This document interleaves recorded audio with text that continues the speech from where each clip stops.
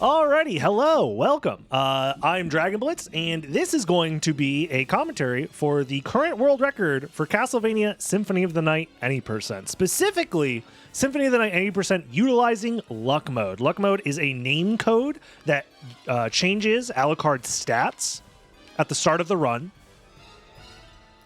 Instead of starting with pretty like middle of the road stats, you start with very bad stats. Your HP is very low, your strength is very low, your defense, constitution, everything is very low except for your luck stat. The luck stat starts at 99. This is meant to be kind of like a hard mode playthrough whilst giving you additional luck so you can get more item drops. It's a very unique type of playthrough, but it can actually be utilized in a speedrun to go faster than other types of speedruns, and we're going to be showcasing why that is. This essentially boils down to a speedrun route that beats the game faster than any other speedrun route for the Xbox version of the game. So I am playing on the Xbox 360 version, and right here, this is one of the reasons why Luck Mode is very fast, is I'm utilizing a speedrun tech called a Big Toss. Anytime you lose more than half of your total HP in a single hit, you get sent flying across the room until you either hit a wall or a ceiling at a very high speed. And this high speed is very, very important because we're utilizing it at the beginning of the section, and then yet again here. This time, it skips past the cutscene where death normally takes away all of your powerful gear. So we get to keep all of our powerful gear, and this is a very well-known version of Death Skip. But not only that, early on, doing that other Big Toss turns out is just really, really fast movement-wise. It ends up saving like 15 seconds in just movement alone. And that 15 seconds is just enough time to save a full clock cycle during the beginning part of the run that is known as the Clock Rush. The best way to describe the Clock Rush is it's essentially a global cycle utilizing the in-game time. Once you start your playthrough and you have control of Richter, the in-game timer is ticking down constantly. And every other minute, there is a statue in the central clock room, one of the most important rooms in the game, that moves in and out of position every other minute. On even-numbered minutes, it's out of the way, and you can progress to the next area. But on odd-numbered minutes, it's in your way, which causes a lot of issues if you want to, be speedrunning. Because if you end up in that room on an odd-numbered minute and you have to go in that direction, you just have to wait a full minute, and it's a full minute of time loss. And for every speedrun of Symphony of the Night, up until this point, we have just waited that full minute, and we've just taken the time loss, essentially meaning that the fastest way to get through that area was to get there in under a specific cycle, and that was it. And as long as you made it there in under that cycle, you couldn't save or lose any more time. But by utilizing Luck Mode to do some big tosses, as well as just optimizing a handful of small spots for movement, we could actually skip the cycle that was previously thought not possible. So before, the best cycle was called a sub-8 cycle, which means you got there under 8 minutes. Because on the 8-minute, when it turns to an even number, the statue will move out of your way. But now we can do it in under 7, where it's still technically the 6-minute cycle, where the statue is out of your way already. So we have to save almost an entire minute of movement here, and we're able to do that using the Luck Mode. There is the statue moving right there. So that's a showcase of how the statue moves and how it works. So it is very, very critical that my movement is close to perfect as possible during this beginning section here. I can't take any additional damage. I have to be shield dashing very, very quickly. Shield dashing is the act of backdashing and then maintaining the momentum by pulling up the shield and doing that over and over and over again. I'm also optimizing the number of level ups that show up on screen, because every time you get a level up, it's 96 frames that the game is frozen for, and that 96 frames does count towards your in-game timer. The only thing that pauses the in-game timer is pulling up the map or pulling up the equipment menu. So those two things don't add to the in-game time. This is a room to showcase very fast shield dashing, like moving across the ground very, very quickly compared to just walking. It's over double the movement speed to be shield dashing as opposed to walking. One of the downsides of using this as using Luck Mode in the speedrun is you actually don't have enough hearts to utilize the stopwatch subweapon. So we never even pick up the Cube of Zoe, which allows you to materialize subweapons from candles. So because of that, normally every other speedrun in this game would utilize the stopwatch to freeze Doppelganger in place and then kill him while he's frozen, and that ends up being really fast. So we do lose a little bit of time here. by having to fight Doppelganger somewhat normally. It takes 3 slashes to kill him, and he's invincible until he like goes through his knockback animation and lands on the ground. So that loses about 2 seconds-ish comparatively. But all of the other time saves in luck mode are so large that it's just worth it. Because all that matters is that we skip the clock cycle. So long as we skip that clock cycle, we save over a minute compared to the previous route. So everything else in between doesn't really matter. So as long as we're focusing on skipping that clock cycle in this beginning route and we're going fast enough, it's a lot of time save. For example, the current world record for this category is a 15-minute and 39-second run. Here we're grabbing the Soul of Wolf for something later. Where the previous route was a 16-minute, 26-second run. So not a full minute faster, but almost a full minute faster. Just saved from this one optimization. Here we're using a wolf slope jump to get up to this area early to grab this Garnet. This Garnet acquisition costs about 5 seconds, but saves, I believe, 15 seconds later on. So it is optimal to grab this Garnet right here, right now. And as long as you grab the Garnet and still make the clock cycle, that's how you get the most amount of time save possible out of this category. And by utilizing luck mode. In a no reset scenario, oftentimes you will not make the clock cycle and you just have to sit there and lose the full minute. But the potential to save that minute is so crucial. So many runs reset in these beginning sections because of it.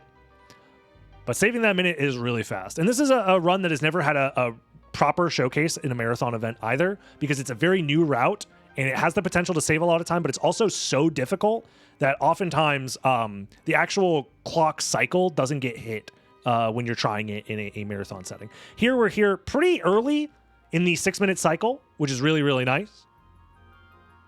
So the statue is out of our way. If we were here at the 7-minute cycle and we were just like 5 seconds slower, the statue would have moved into our way and we would have had to wait a full minute. That's a full minute of time loss that we just barely didn't have to wait through, which is really, really nice.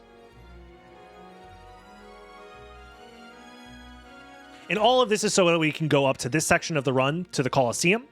The way that we got up here is by utilizing a dive kick off of a candle using the wolf transformation. That's the reason why the wolf is very, very important. The wolf is also important for later tricks as well.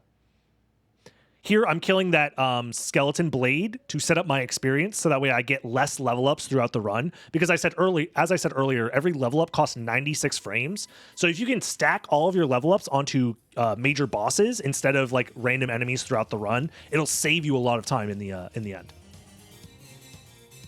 Here, these bosses actually stand still because they're waiting for a cutscene timer to finish. But because I pressed the start button and canceled the cutscene as it was starting, those bosses are still standing still waiting for that timer.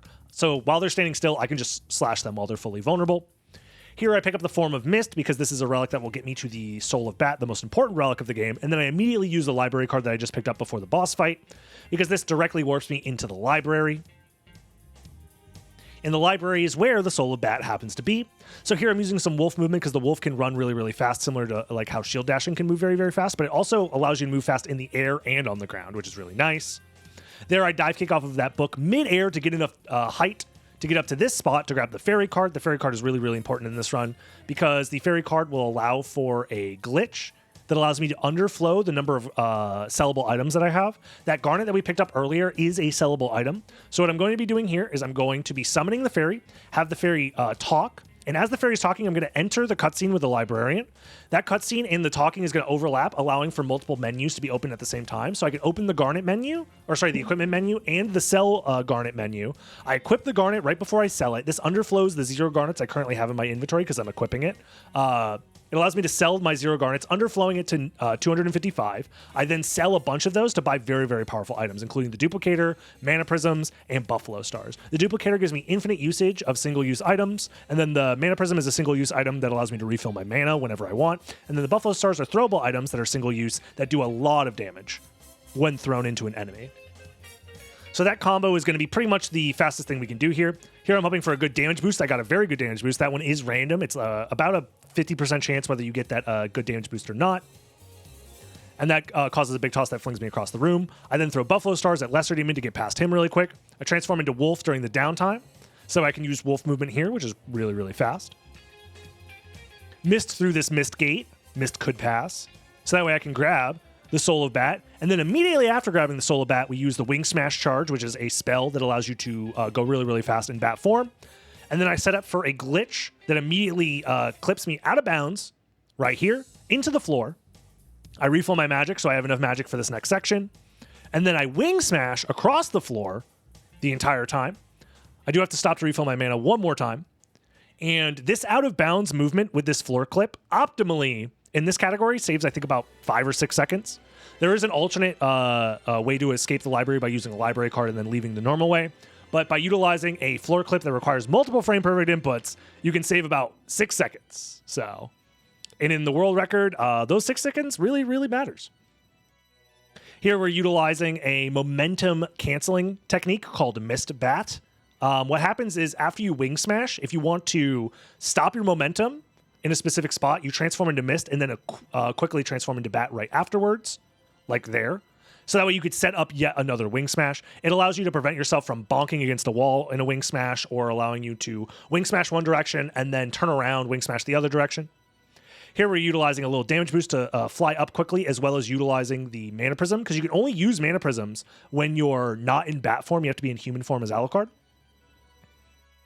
And this is a very tricky room. You have to be very, very careful of where you place your Wing Smashes and how you control them. Because after you do the Wing Smash input, you don't just fly forever. You fly for a certain amount of time. And if you don't input the Wing Smash input again within a full second, about 63 frames specifically, you get booted out of the Wing Smash and booted out of the Bat transformation. Here I'm setting up for a glitch that allows me to skip past Richter. I fail it the first time. Fail it the second time, unfortunately. And then we get a third try there. This essentially allows me to enter the room in a state where Richter has already been saved. So you just basically touch the cutscene trigger, and then you fly past it, cancel the cutscene while you're still flying in bat form, and then move on into the second castle. This skips like so much of the run. It skips like half the game, getting the gold and silver ring and then the holy glasses using that one method there. And now from here, it pretty much is just a straight shot to the end of the game. We're going to be utilizing a lot of Wing Smashes and refilling our MP whenever it gets low. So that way we can do more and more Wing Smashes. And every Wing Smash, like I said, it requires a pretty complex input. You have to hold the jump button, do a 3/4 circle motion on the control stick, and then release the jump button. You have to do that once every second in order to maintain your Wing Smash momentum and keep it up. Every time you do that, you do lose magic because the Wing Smash spell costs 8 MP per cast. And on top of that, you also have to control your vertical momentum, because after you do the Wing Smash input, you have control over your vertical momentum up and down. So you have to control pressing up and down in between doing those 3/4 circle motions on the control stick. So it's very, very complex input, very, very skill intensive. And here's a section where those Mist Bats are very, very useful. We Wing Smash one direction, Mist Bat to cancel our momentum, Wing Smash the other direction, do that over and over and over again. Try and maintain Wing Smash momentum into these rooms. Another thing that's important to note about Wing Smashes, it's actually faster if you want to fly upwards to Wing Smash up instead of just flying straight up in the bat. But you only have so much runway to work with in a lot of these rooms. So you have to be very, very careful about where you start a Wing Smash to Wing Smash upwards versus just flying upwards in the bat. Quickly making it through the Reverse Coliseum. And we're almost at the end of the game. The game flies by very, very quickly. Another room where you just Wing Smash back and forth because it ends up being faster than just flying. Optimizing the littlest bits of movement wherever we can. And here is the end of the game. However, we don't have the relics required to enter the final boss fight.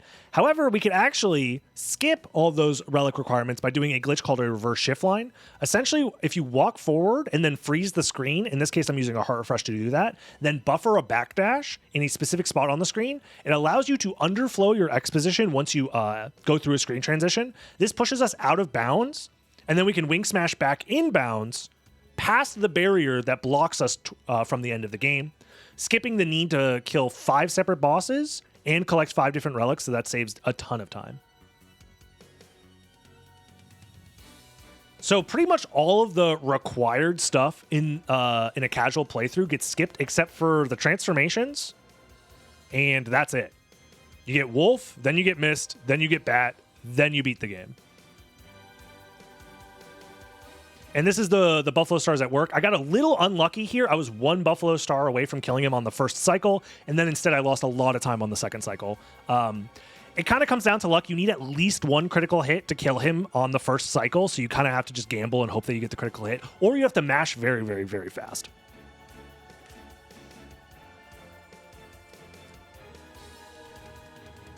But that was Shaft, the second to last boss, which leads into the final boss with Dracula, where yet again, we're going to be throwing Buffalo Stars into his body over and over again as quickly as we can.